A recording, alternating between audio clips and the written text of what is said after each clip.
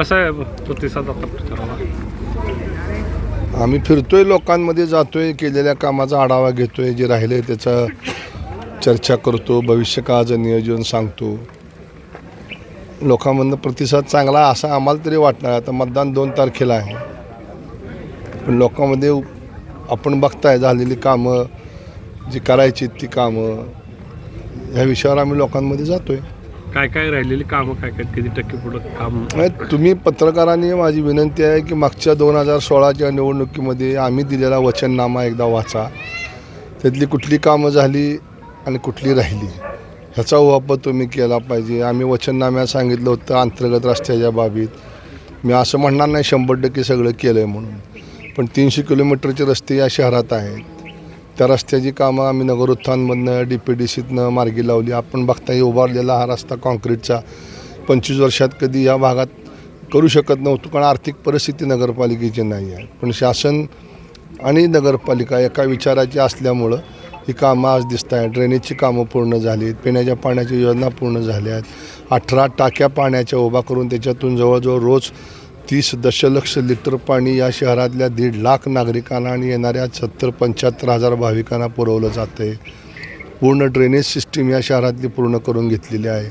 नाट्यगृहाची उभारणी चालू आहे, स्विमिंग टँक चालू आहे. आत्ता उद्यानाकरता जवळजवळ 4 कोटी रुपये खर्चून दोन्ही उद्यानं अद्ययावत करायचं पूर्ण झालेलं आहे.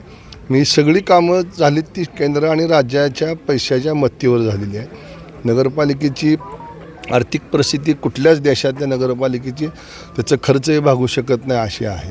त्यामुळं राज्य आणि केंद्राच्या मदतीशिवाय नगरपालिका, स्थानिक स्वराज्य संस्था ह्या काम करू शकत नाहीत. आणि त्यासाठी मग केंद्रात आणि राज्यात भाजपचं सरकार आहे, म्हणून गावातसुद्धा भाजपचं सरकार असलं पाहिजे. ह्या भूमिकेतनं भारतीय जनता पक्षाच्या माध्यमातून आम्ही कमळ हे चिन्ह घेऊन नगराध्यक्ष आणि सगळे आमचे नगरसेवक उभा केलेत.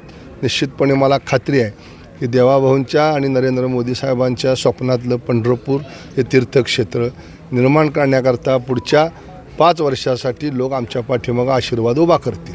काय आव्हान काय मतदारांना?